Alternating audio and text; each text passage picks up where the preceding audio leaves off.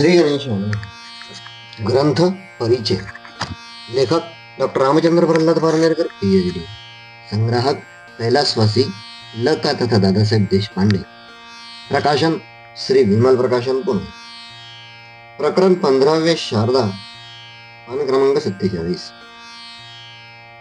शारदोत्सवाच्या निमित्ताने आपण मला गीतेवर 2 शब्द सांगण्यासाठी बोलविले आहे. ज्या पद्धतीने अभ्यास करून लोक गीतेविषयी बोलतात त्या पद्धतीने मी बोलणार नाही. त्यामुळे ज्या पद्धतीने गीतेवरील विवेचन ऐकण्याची तुम्हाला सवय आहे, कदाचित त्या दृष्टीने तुमचा अपेक्षाभंगही होईल. आज आपण शारदोत्सवासाठी जमलो आहोत, तेव्हा आधी आपली शारदेशी ओळख असावयास पाहिजे. म्हणजे तिच्या अनुषंगाने येणाऱ्या प्रत्येक विषयाशी आपल्याला ओळख करून घेणे सुकर होईल. प्रथम आपण शारदा आणि सरस्वती म्हणजे काय ते पाहू. कारण आजकाल शारदेपेक्षा सरस्वतीची जास्त उपासना केली जाते. शारदेविषयी लोकांना नीटशी कल्पना नाही. संसरते सा सरस्वती, अशी सरस्वती या शब्दाची व्युत्पत्ती आहे. म्हणजे जी सारखी सरकते, पुढे पुढे जाते, ती सरस्वती. सरस्वतीचा उपासक हा सर्वज्ञ असतो. त्याला प्रत्येक गोष्टीविषयी ज्ञान असू शकते. त्याला जर विचारले की तुला अर्थशास्त्र, मानसशास्त्र, कम्युनिझम, सोशलिझम वगैरे म्हणजे काय ते ठाऊक आहे काय, तर तो होय असे उत्तर देईल. पण जर त्यास विचारले की आत्मा, जीव इत्यादी आध्यात्मिक अर्थाने नाही तर व्यावहारिक दृष्टीने तू म्हणजे काय हे तुला ठाऊक आहे काय, तर त्याला या प्रश्नाचे उत्तर देता येणार नाही किंवा त्यास नाही असेच उत्तर द्यावे लागेल. अर्थात नुसता अनेकविध विषयांच्या ज्ञानाचा काही उपयोग नाही. असल्या ज्ञानाने मनुष्याचा मेंदू हे एखादे ग्रंथालय होईल. आपण हे नेहमी लक्षात ठेवायला हवे की मानवात आणि ग्रंथ किंवा ग्रंथालयात फार मोठा फरक आहे. ग्रंथ व ग्रंथालय ही जड जड, तर मानव हा चेतन म्हणजे जिवंत प्राणी आहे. एवढाच फरक नसून आणखी एक महत्वाचा फरक आहे, तो म्हणजे ग्रंथात ज्ञान असू शकेल, परंतु ते आचरणात आणण्याची शक्ती ग्रंथाजवळ नाही. ग्रंथ आपल्या जवळचे ज्ञान दुसऱ्यास देऊ शकतील, परंतु मनुष्याचे केवळ असे नसून त्याने इच्छा केल्यास त्यास ते ज्ञान आचरणात आणण्याची शक्यता आहे. हाच मोठा फरक ग्रंथ आणि ग्रंथालय व मनुष्यामध्ये आहे. पंडिताला सर्व विषयांचे ज्ञान असून देखील तो सुखी असणार नाही, कारण सुखी होण्यासाठी ज्ञानाखेरीज श्रद्धेचीही अपेक्षा आहे. समजा नदीला खूप पूर आला आहे. त्या पुरात एक काडी वाहत आहे. ती काडी गवतात वा एखाद्या झुडपात अडकली असेल, तिथेच राहते. इतकेच नव्हे तर ती आपल्या सामर्थ्याने पाण्याचा प्रवाह बदलत असलेली आपण पाहतो. पाणी तिच्यावरून जात नाही, तर पाण्याला तिला वळसा करून जावे लागते. तसे पाहिलं तर काडी ही काय चीज आहे? तिचे वजन ते कितीसे असणार, मग ते सामर्थ्य कशात आहे? ते तिच्या चिकटून अडकून राहण्यात आहे. त्याप्रमाणे जीवनोघात एक सामान्य माणूस जो एका तत्वाला चिटकून राहतो, ओघाची पर्वा करीत नाही आणि झीज सहन करता, तोच काळाचा ओघ बदलू शकतो. या चिकटून राहण्याचा श्रद्धा असे नाव आहे. मी जेव्हा रामेश्वरम किंवा मदुरेची देवालय पाहतो तेव्हा माझ्या मनात अनेक विचार येतात. त्या हजार हजार खांबांच्या वास्तू, ज्यांच्या एका खांबावर अतिशय प्रेक्षणीय आणि बोलक्या मूर्ती घडविल्या आहेत, ती विस्तीर्ण दालने, मैल भराची आवारे, सारेच अफाट, अवाढव्य आणि अवर्णनीय आहे. मला वाटते ज्यांनी ही प्रचंड देवालय घडविले त्यांच्या मनात त्या मंदिरात बसवल्या जाणाऱ्या देवाबद्दल काय कल्पना असतील. त्यांना काय ठाऊक नसेल की या मंदिरात जी मूर्ती बसवली जाणार आहे ती अशीच दगडाची आहे. ती निर्माण करताना शिल्पकार त्या दगडावर पाय ठेवून बसला असेल, किंबहुना त्याने तो दगड पायातही धरला असेल. अशा वेळी त्या देवाचे निर्मिती आपणच आहोत ही जर त्याची भावना असती तर त्याच्यातून एवढ्या प्रचंड शिल्पकृती निर्माण झाल्या असत्या काय?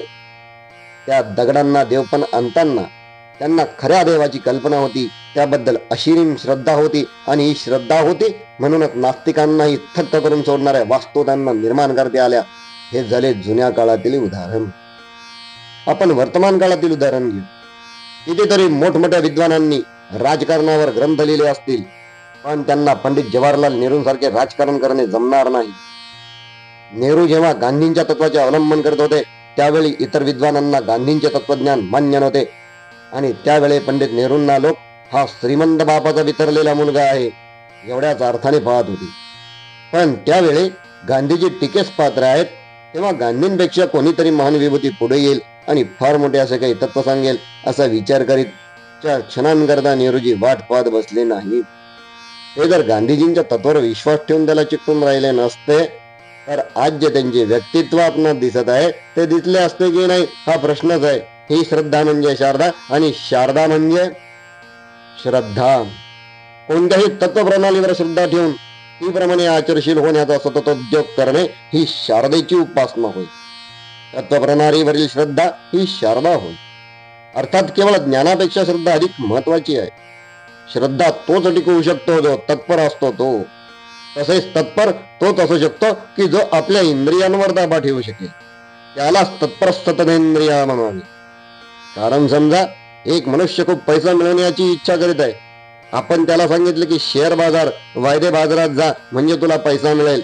अशा वेळी जर तो म्हणाला की आपण 8:30च्या पुढे जाऊ शकत नाही तर शेअर बाजारात जाऊन रात्री 12-1 पर्यंत जागून पैसे मिळवणे त्याला कसे जमेल.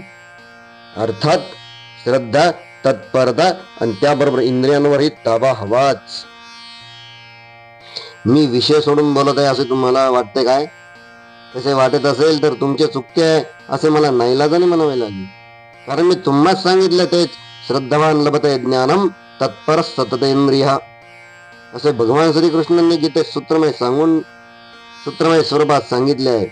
गीतेत सर्व काही आहे पण आपणास काय पाहिजे ते आपण विचार करून ठरवले पाहिजे. आणि त्यापूर्वी जे आपणास हवे आहे त्याकरता आपण काय किंमत देऊ शकतो याची आपणास सुस्पष्ट कल्पना पाहिजे. कारण अर्थशास्त्राचा असा सिद्धांत आहे की जितके आपण देऊ तितकेच आपणास एक्सचेंज मध्ये म्हणजे विनिमयात मिळते. जगातील कोणत्याही वस्तूसाठी आपणास काहीतरी द्यावेच लागते. जगातील वस्तूच काय पण देवाला आपण आपला भाव देतो तेव्हा देव मिळतो. गीतेत भक्तिमार्ग आहे काय, अमुक आहे काय, तमुक आहे काय असल्या सांभर भरतो कशाला हवे. समजा गीतेमध्ये भक्तिमार्ग आहे असे कळले आणि भक्तिमार्गात देवासाठी वेडे व्हावे लागते हे कळले आणि शेवटी असे कळून आले की देवासाठी वेडे होणे आपल्याच्याने होणार नाही, जमणार नाही. तर भक्ती मार्गाचा आणि ज्या गीतेत तो भक्ती मार्ग सांगितला असेल त्या गीतेचा तरी काय उपयोग. म्हणून गीतेपासून जी अपेक्षा असेल तिच्याबरोबर गीतेमध्ये जो आचार सांगितला असेल तो श्रद्धापूर्वक आचरणे हे आपले काम आहे.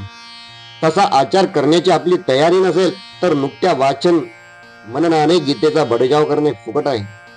ज्ञानेश्वरीच्या शेवटी श्री ज्ञानेश्वर पसायदान मागताना जो जे वांछील तो तेला हो प्राणी जात म्हणजे ज्ञानेश्वरी वाचून जो ज्याची इच्छा करेल ते त्यास प्राप्त हो. पण ज्ञानेश्वरी वाचून पठन करून नवे पारायणे करूनही काहींना अनुभव येतो की ते जी इच्छा करतात ती सफल होत नाही.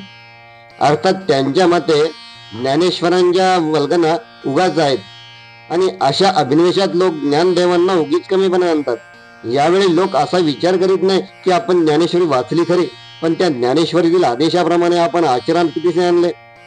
लोकांची समजूत अशी असते की ज्ञानेश्वरी नुसती वाचून आपण जी इच्छा करू ते आपणास प्राप्त होईल. गीता वाचून आपणास मोक्ष, पैसा अथवा आपणास हवे ते सर्व मिळेल, देव सुद्धा मिळेल. पण ते नुसते वाचून नव्हे तर श्रद्धेने आपणास त्यातील जे हवे असेल त्यावर हुकुम गीतेचा आदेश आचरणात आणून अथवा गीता आपल्या जीवनातून मुरूनच ते प्राप्त होऊ शकेल. माझ्या अल्पमतीप्रमाणे हेच मी गीतेच्या अभ्यासापासून एकत्र केले व आपणास सांगितले. अनंत कोटी ब्रह्मांड नायक पूर्णवादाचार्य श्री सद्गुरुनाथ रामचंद्र महाराज की जय. श्री सद्गुरुनाथ विष्णु महाराज की जय. श्री गुरुदेव दत्त मंगलमूर्ती मोरया.